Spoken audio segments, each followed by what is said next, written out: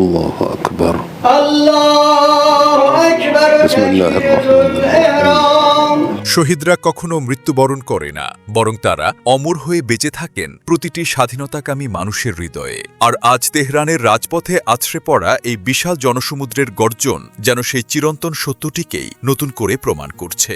যুক্তরাষ্ট্র ও ইসরায়েলের সেই কাপুরুষোচিত বিমান হামলা হয়তো আয়াতুল্লাহ আলী খামেনির শারীরিক উপস্থিতিকে এই পৃথিবী থেকে কেড়ে নিয়েছে, কিন্তু তার রেখে যাওয়া সেই বিপ্লবী আদর্শ আজ কোটি মানুষের রক্তে মিশে গিয়ে এক নতুন শক্তিতে পরিণত হয়েছে।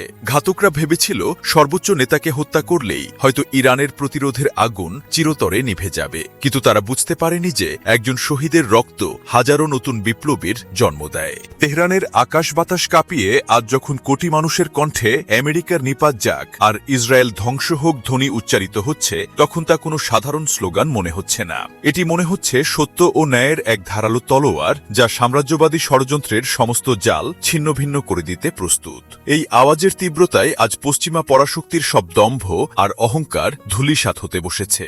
খামেনি বা এই বিপ্লবী নেতার প্রস্থান ইরানিদের হয়তো সাময়িকভাবে কাঁদিয়েছে, কিন্তু সেই কান্না আজ রূপান্তরিত হয়েছে এক ইস্পাত কঠিন শপথে। যারা সত্য ও ন্যায়ের লড়াইয়ে অবিচল থাকার শপথ নেয়, তাদের কাছে মৃত্যু কোনো ভয়ের বিষয় নয়। আজকের এই সমাবেশ প্রমাণ করে দিচ্ছে একটি আদর্শকে কখনো বোমা বা মিসাইল দিয়ে হত্যা করা যায় না। এই বিশাল জনসমুদ্র আজ শুধু তাদের নেতাকে বিদায় জানাচ্ছে না, বরং তারা সেই অসম্পূর্ণ লড়াইকে আরও বেশি বেগবান করে তোলার শপথ নিচ্ছে।